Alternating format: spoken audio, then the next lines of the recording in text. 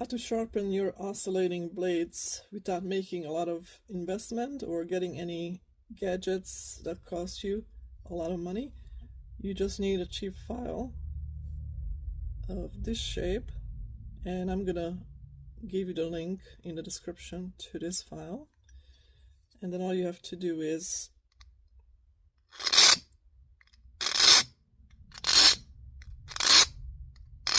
file each teeth.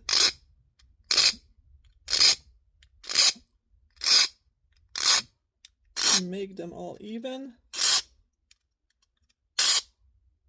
and shiny, and you're gonna see significant improvement in your cutting power. Don't throw these away. These are not cheap.